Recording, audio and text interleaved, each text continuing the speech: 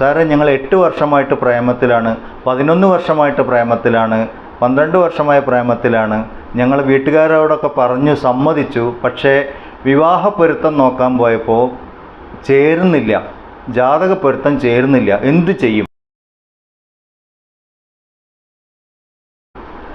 അപ്പോൾ നമഃശിവായ. ഇന്ന് വളരെ പ്രധാനപ്പെട്ട ഒരു വിഷയം നമുക്ക് ചർച്ച ചെയ്യാം. പ്രേമവിവാഹവും ജാതക പൊരുത്തവും. മുമ്പ് ഞാനൊരു വീഡിയോ ഇത് ചെയ്തിട്ടുണ്ട്. അത് കണ്ടിട്ട് പലരും വിളിച്ച് അവരുടെ ജീവിതത്തിൽ വന്ന മാറ്റങ്ങളെക്കുറിച്ചൊക്കെ പറഞ്ഞു. വളരെ സന്തോഷം, പലർക്കും ഉപകാരപ്പെടുന്നുണ്ട് എന്നുള്ളത്. പക്ഷേ ഇപ്പോൾ അതിൻ്റെ തന്നെ അതുമായിട്ട് ചേർന്നൊരു വീഡിയോ ഇപ്പോൾ മിക്കവാറും ആൾക്കാരുടെ മെയിൽ വരുന്നത്, പ്രത്യേകിച്ചും യുവാക്കളുടെ മെയിൽ കിട്ടുമ്പോൾ അവർ എഴുതിയിട്ടുണ്ടാവും, സാറേ ഞങ്ങൾ 8 വർഷമായിട്ട് പ്രേമത്തിലാണ്, 11 വർഷമായിട്ട് പ്രേമത്തിലാണ്, 12 വർഷമായ പ്രേമത്തിലാണ്. ഞങ്ങൾ വീട്ടുകാരോടൊക്കെ പറഞ്ഞു സമ്മതിച്ചു. പക്ഷേ വിവാഹ പൊരുത്തം നോക്കാൻ പോയപ്പോൾ ചേരുന്നില്ല, ജാതക പൊരുത്തം ചേരുന്നില്ല, എന്ത് ചെയ്യും, എന്താണ് പ്രതിവിധി എന്നൊക്കെ ചോദിച്ചിട്ട് മെയിൽ വരും. അപ്പോൾ അതുമായിട്ട് ബന്ധപ്പെട്ടിട്ട് ഒരു വീഡിയോ ചെയ്യാം എന്നാണ് വിചാരിക്കുന്നത്. ഒന്നാമത്തെ കാര്യം, ഹിന്ദുവിൻ്റെ ആധികാരികമായിട്ടുള്ള ഒരു ഗ്രന്ഥത്തിലും വിവാഹ പൊരുത്തം, ജാതക പൊരുത്തം നോക്കിയിട്ട് വിവാഹം ചെയ്യണം എന്ന് പറഞ്ഞിട്ടില്ല. ഈ ഒരു ആചാരം എങ്ങനെയോ വന്നു ചേർന്നു, അങ്ങനെ ദൃഢമായിപ്പോയി. അപ്പോൾ അതൊരു വിശ്വാസം മാത്രമാണ്. ഇത് നമ്മൾ ഓർമ്മിക്കണം. പലർക്കും ഇത് പറയുമ്പോൾ ഇഷ്ടപ്പെട്ടു എന്ന് വരില്ല, എതിർപ്പ് വന്നു എന്ന് വരും. പക്ഷേ അങ്ങനെയുള്ളവരോട് എനിക്ക് പറയാനുള്ളത്, ഇത് ഏത് ഗ്രന്ഥത്തിലാണ് പറഞ്ഞിട്ടുള്ളത്? ഒരു ഉപനിഷത്തിലോ ഭാഗവതത്തിലോ ഭഗവത്ഗീതയിലോ ഒന്നും ജാതക പൊരുത്തം നോക്കിയിട്ട് വിവാഹം ചെയ്യണം എന്ന് പറഞ്ഞിട്ടില്ല. ചില ജ്യോതിഷ ഗ്രന്ഥങ്ങളിൽ പറഞ്ഞിട്ടുണ്ടാവും, അതും ആദ്യത്തെ ഉള്ള ജ്യോതിഷ ഗ്രന്ഥങ്ങളിലൊന്നും അതില്ല. പിന്നീട് വന്ന ജ്യോതിഷ ഗ്രന്ഥങ്ങളിൽ പറഞ്ഞിട്ടുണ്ടായിരിക്കാം, അത്രയേ പറയാൻ പറ്റുള്ളൂ. പക്ഷേ ജ്യോതിഷത്തിനെ നമ്മളുടെ ഹിന്ദുവിൻ്റെ ആധികാരികമായിട്ടുള്ള ഒരു ഗ്രന്ഥമായിട്ടോ ഇല്ലെങ്കിൽ ശാസ്ത്രമായിട്ടോ പറഞ്ഞിട്ടില്ല. വേദത്തിൻ്റെ ഒരു ഭാഗമായിട്ട് ജ്യോതിഷം പറഞ്ഞിട്ടുണ്ട്, അത് കാലഗണനയ്ക്കുള്ളതാണ്. കൃത്യമായിട്ട് അതിൽ പറയാം. ആകെ കൂടി 169 മന്ത്രങ്ങളാണ് ജ്യോതിഷവുമായിട്ട് ബന്ധപ്പെട്ടിട്ട് ഉള്ളത്. അതിലൊരു സ്ഥലത്ത് പോലും വിവാഹ പൊരുത്തത്തിനെ കുറിച്ച് പറഞ്ഞിട്ടില്ല. ഇതൊന്നാമത്തെ കാര്യം. അപ്പോൾ എങ്ങനെയോ വന്നു ചേർന്ന ഒരു വിശ്വാസത്തിനെ മുറുകെ പിടിച്ചുകൊണ്ട് നമ്മളൊരു ജീവിതത്തിൽ തെറ്റായ തീരുമാനങ്ങൾ എടുക്കേണ്ട ആവശ്യമില്ല. ഇല്ല, എപ്പോഴും കാലത്തിനനുസരിച്ച മാറ്റങ്ങൾ ആവശ്യമില്ല. ഹിന്ദുവിൻ്റെ ശാസ്ത്രങ്ങൾ അത് അനുവദിച്ചിട്ടുമുണ്ട്. ഞങ്ങൾ പറഞ്ഞത് മാത്രം ശരി, ഇത് കാലാകാലം ഇത് ഇങ്ങനെ തന്നെ നിൽക്കുള്ളൂ, അങ്ങനെയൊന്നും പറഞ്ഞിട്ടില്ല. കാലത്തിനും ജീവിത രീതിക്കും ദേശത്തിനും ഒക്കെ അനുസരിച്ചിട്ട് ജീവിത രീതിയിലും വിശ്വാസങ്ങളിലും ആചാരങ്ങളിലൊക്കെ മാറ്റം അനുവദിച്ചിട്ടുണ്ട്. തത്വങ്ങളിൽ മാറ്റമില്ല. തത്വം എപ്പോഴും ഉള്ളതാണ്, അതിനൊരിക്കലും മാറ്റമില്ല. പക്ഷേ ബാക്കി ഉള്ളതിന് മാറ്റങ്ങൾ ആവാം എന്ന് പറഞ്ഞിട്ടുണ്ട്. ഒന്നാമത്തെ പോയിന്റ് പറയാനുള്ളത്, വിവാഹ പൊരുത്തം എന്നുള്ളത് ഒരു ആചാരം മാത്രമാണ്, വിശ്വാസം മാത്രമാണ് എന്നാണ്. രണ്ടാമത്തെ കാര്യം, ഞങ്ങൾ പ്രേമത്തിലാണ്, ഇത്രയും കാലം കഴിഞ്ഞാൽ മരിച്ചു പോകും, 2 മാസം കഴിഞ്ഞാൽ മരിക്കും, ഇല്ലെങ്കിൽ 1 കൊല്ലം കഴിഞ്ഞാൽ മരിക്കും, അതുകൊണ്ട് വിവാഹം നടക്കുന്നില്ല എന്നൊക്കെ പറയണം. അവരോട് എനിക്ക് പറയാനുള്ളത്, നമ്മളൊക്കെ ജനിച്ചത് മരിക്കാനാണ്. പറയുമ്പോൾ വലിയ വിഷമവും ഇതൊക്കെ തോന്നും, ഞെട്ടലൊക്കെ തോന്നും. പക്ഷെ ഒന്ന് ആലോചിച്ച് നോക്കൂ, ജനിച്ച എല്ലാവരും മരിക്കാനുള്ളതാണ്. വിവാഹം കഴിക്കാതിരുന്നത് കൊണ്ട് മരിക്കാതിരിക്കില്ല, വിവാഹം കഴിച്ചതുകൊണ്ട് മരിക്കുകയുമില്ല. മരണത്തിനൊരു സമയമുണ്ട്, ആ സമയത്ത് അത് സംഭവിക്കും. ഇത് നമ്മൾ മനസ്സിൽ ഉറപ്പിച്ചു വെക്കണം എപ്പോഴും. അതെപ്പോഴാണ് എന്ന് ആർക്കും പറയാൻ പറ്റില്ല. ബ്രഹ്മാവിന് പോലും മരണം കൃത്യമായിട്ട് പ്രവചിക്കാനാവില്ല എന്ന് ശാസ്ത്രം പറയുന്നു. പിന്നെ ചിലവരുടെ പ്രവചനങ്ങളൊക്കെ അക്ഷരം പ്രതി സംഭവിച്ചു എന്ന് പറയുന്നത് അതെപ്പോഴൊക്കെയോ അങ്ങനെ സംഭവിച്ചു പോയി, അത്രയേ ഉള്ളൂ. ജ്യോതിഷത്തിൽ പോലും മരണം സംഭവിക്കാവുന്ന സമയത്തെക്കുറിച്ച് പറഞ്ഞിട്ടുണ്ട്. ഇന്ന സമയം മരണസൂചകമാണ് എന്നേ പറഞ്ഞിട്ടുള്ളൂ. പക്ഷെ അതിനെ അതിക്രമിച്ച് ജീവിക്കുന്ന എത്രയോ ആൾക്കാരുണ്ട്. അപ്പോൾ അത് കാരണം ഒരാളെ കല്യാണം കഴിച്ചതുകൊണ്ട്, വിവാഹം ചെയ്തതുകൊണ്ട് മരിച്ചു പോകും എന്നത് തെറ്റാണ്. മരണം അതിന് വിധിച്ച സമയത്ത് നടക്കും. അത് വിവാഹം ചെയ്താലും ചെയ്തിട്ടില്ലെങ്കിലും നടക്കും. രണ്ടാമത്തെ കാര്യം. മൂന്നാമത്തെ കാര്യം, വിവാഹത്തിനെ കുറിച്ച് പറയുമ്പോൾ ജ്യോതിഷശാസ്ത്രങ്ങളിൽ വിവാഹം എന്ന് പറയുന്നത് നമ്മളുടെ സാധാരണ രീതിയിൽ പറയുന്ന മാരേജ് എന്ന വിവാഹമല്ല. രണ്ട് വ്യക്തികൾ തമ്മിൽ കണ്ടു, ഇഷ്ടപ്പെട്ടു, പരസ്പരം അകലാൻ ആവാത്ത വിധത്തിൽ അവരത്രയും ഇഷ്ടപ്പെട്ടു, ഒന്നിച്ച് ജീവിക്കാൻ തീരുമാനിച്ചു. 8 കൊല്ലം 10 കൊല്ലമൊക്കെ ഈ തീരുമാനത്തിൽ നിന്ന് മാറാതെ നിൽക്കുന്നുണ്ടെങ്കിൽ അവർ ഓൾറെഡി വിവാഹിതരായി, മനസ്സുകൊണ്ട് അവർ ഒന്നായി കഴിഞ്ഞു. ബാക്കി അതിനോട് ചേർന്ന് ചടങ്ങുകളൊക്കെ നടക്കാനുള്ളൂ. മനസ്സുകൊണ്ട് ഒന്നായിട്ട് ജീവിക്കുന്നതാണ് അവർ. അപ്പം ജാതക പൊരുത്തം ചേരായോ അങ്ങനെ എന്തെങ്കിലും ഉണ്ടെങ്കിൽ ഇതിനകം തന്നെ ഒക്കെ തെറ്റിപ്പിരിഞ്ഞു പോകണം. അത് സംഭവിക്കുന്നില്ലല്ലോ. അപ്പോൾ ഈ 8 കൊല്ലം 10 കൊല്ലമൊക്കെ കഴിഞ്ഞതിന് ശേഷം ജാതകം ചേരുന്നില്ല, ഞങ്ങൾക്ക് വിട്ടുപോകണം, പിരിഞ്ഞു പോകണം എന്നൊക്കെ തീരുമാനിക്കുന്നുണ്ടെങ്കിൽ നിങ്ങൾ സ്വയം ചോദിക്കാൻ, ഞങ്ങൾ യഥാർത്ഥത്തിൽ ഇഷ്ടത്തിലായിരുന്നോ? ഇല്ലെങ്കിൽ ഒരു പേടി, ഒരു മരണഭയം വന്നു, ഇല്ലെങ്കിൽ ഒരു ജ്യോത്സ്യൻ ഇങ്ങനെ പറഞ്ഞോടുകൂടി പിരിഞ്ഞു പോകാൻ ഉള്ള അത്ര ആഴത്തിൽ മാത്രമായിരുന്നോ ഈ ബന്ധം?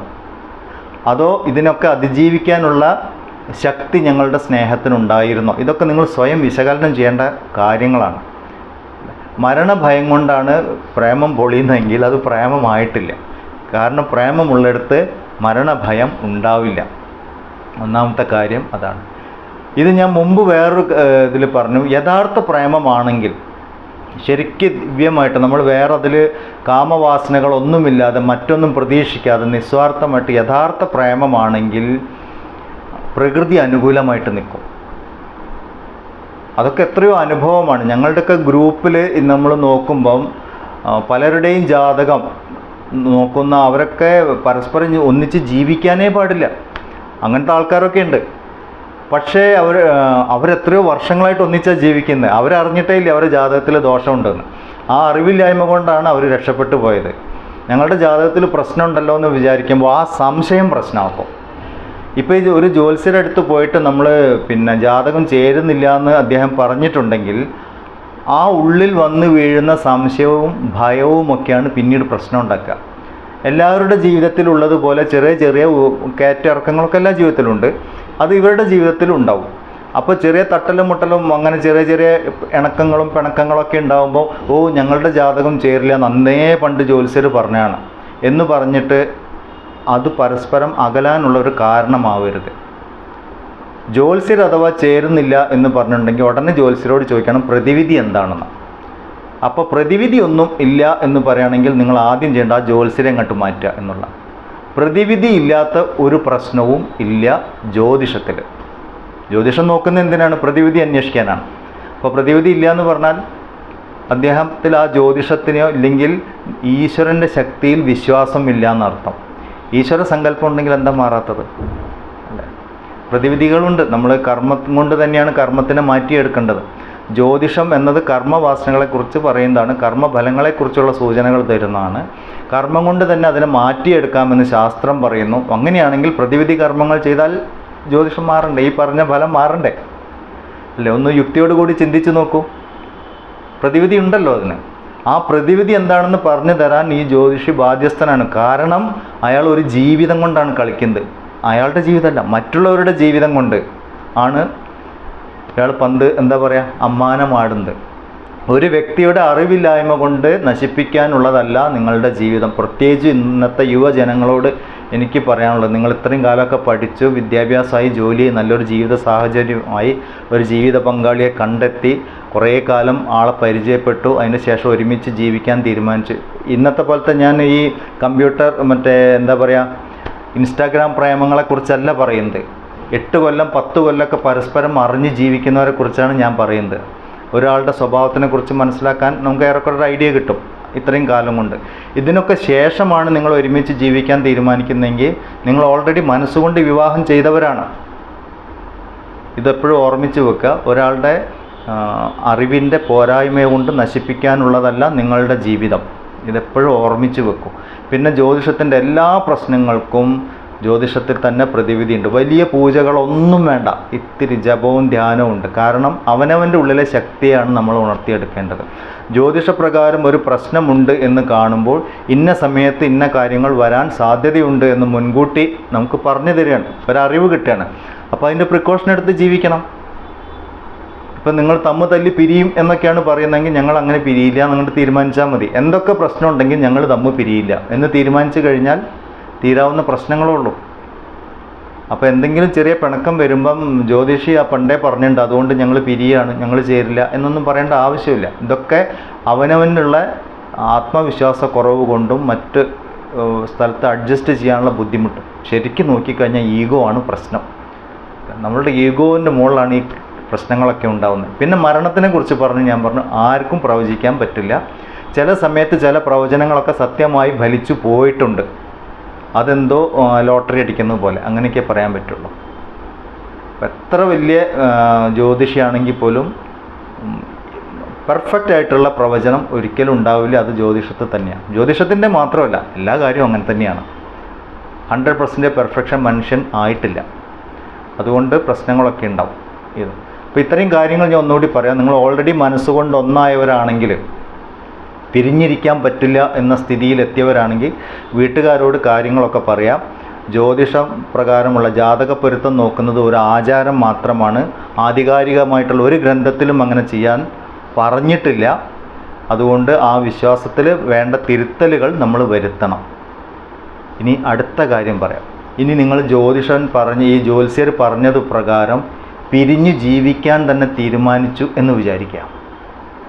അങ്ങനെ സംഭവിച്ചു, വീട്ടുകാരുടെയും നാട്ടുകാരുടെയൊക്കെ പ്രഷറിന് വഴങ്ങി നിങ്ങൾ വേറെ ആവാൻ തീരുമാനിച്ചാൽ ആജീവനാന്തം നിങ്ങളുടെ മനസ്സിലൊരു നീറലുണ്ടാവില്ലേ, ഒരു വേർപാടിൻ്റെ വേദന ഉണ്ടാവില്ലേ? നിങ്ങൾക്ക് അതിന് ശേഷം എത്രത്തോളം നല്ല ജീവിതം കിട്ടിയാൽ പോലും ഈ പിരിഞ്ഞു ജീവിക്കുന്നതിൻ്റെ ഒരു വേദന അത് ആ വ്യക്തിയുടെ ഉള്ളിലുണ്ടോ, പുറത്തേക്ക് കാണിച്ചിട്ടില്ലെങ്കിൽ പോലും ഒരു ഉമിത്തി പോലെ നീറി കഴിയേണ്ടി വരും. അതൊരു വലിയ ബുദ്ധിമുട്ടല്ലേ? ചിലർ അതൊരു വലിയ ഡിപ്രഷനിലേക്ക് പോയിട്ട് ജീവിതം അവസാനിപ്പിക്കേണ്ട സ്ഥിതിയിലേക്കൊക്കെ പോകും. ജീവിതത്തിൽ പിന്നെ തുടർച്ചയായി പരാജയങ്ങൾ വരാൻ തുടങ്ങും. അതിൻ്റെയൊക്കെ ഒരു മൂല കാരണം അന്വേഷിച്ച് പോകുമ്പോൾ ഒരു വലിയ നിരാശ ഉള്ളിൽ കിടക്കുന്നത് കാണും. അപ്പോൾ ഈ നിരാശയിൽ നിന്നാണ് ഇദ്ദേഹത്തിൻ്റെ പരാജയങ്ങളൊക്കെ വരിക. അപ്പോൾ വീണ്ടും ഗുളികനുണ്ട്, ദൃഷ്ടിയുണ്ട്, ബാധയുണ്ടെന്നൊക്കെ പറഞ്ഞ് വീണ്ടും അങ്ങോട്ട് പോകും. വീണ്ടും അന്ധവിശ്വാസം കൊണ്ട് ജീവിതം തുലയ്ക്കേണ്ടി വരും. കാരണം എന്താണ്? ഒരു നിരാശ, മാറ്റാനാവാത്തൊരു നിരാശ ഉള്ളിലുണ്ട്. ഒന്നിച്ച് ജീവിക്കാൻ തീരുമാനിച്ചൊരു പിരിഞ്ഞു പോയതിൻ്റെ ഒരു വിഷമം. ഇല്ലെങ്കിൽ കാര്യങ്ങളൊക്കെ പറഞ്ഞ് അത്രത്തോളം മേച്യൂറായിട്ട് ഇനി നമ്മൾ തമ്മിൽ ഒരുമിച്ച് ജീവിക്കാൻ പറ്റില്ല അങ്ങനെ തീരുമാനിക്കാം. വളരെ പക്വമായ രീതിയിൽ കാര്യങ്ങൾ പറഞ്ഞ് തീരുമാനിക്കാം. പക്ഷെ പിരിയാനുള്ളതിന് ജ്യോതിഷം കാരണമാവരുത്. നിങ്ങൾക്ക് ഇഷ്ടക്കുറവ് സംഭവിക്കുന്നുണ്ടെങ്കിൽ ഇഷ്ടക്കുറവിൻ്റെ കാരണം കണ്ടെത്തി പരിഹരിക്കാൻ പറ്റുമെങ്കിൽ പരിഹരിക്കാൻ പറ്റാത്ത സ്ഥിതിയിലാണെങ്കിൽ പിരിയാം, സ്വതന്ത്രമായിട്ട് ജീവിക്കാം. അതിന് ജാതക പൊരുത്തം കാരണമാക്കരുത്. ഇത്രയും പറയുന്നു. അപ്പോൾ ഒരിക്കൽ കൂടി പറയാം, യഥാർത്ഥ പ്രേമമാണ്, ആത്മാർത്ഥ പ്രേമമാണ് എന്ന് വർഷങ്ങളായിട്ടുള്ള പ്രേമമാണ് എങ്കിൽ ജാതകം നോക്കേണ്ട ആവശ്യമേ ഇല്ല. ഇതൊരിക്കൽ കൂടി പറയുന്നു. നിങ്ങൾക്ക് ഉറച്ചൊരു ഈശ്വര വിശ്വാസം, അവനവന വിശ്വാസം, പങ്കാളിയിലുള്ള വിശ്വാസം, ജീവിത പങ്കാളിയിലുള്ള വിശ്വാസം, അവർക്ക് വേണ്ടി പരസ്പരം ത്യാഗം സഹിക്കാനും സ്നേഹം പങ്കിടാനും സാധിച്ചാൽ ജാതക പൊരുത്തമൊന്നും ഒരു പ്രശ്നമേ അല്ല, നോക്കേണ്ട ആവശ്യവുമില്ല. ഓം നമഃ ശിവായ.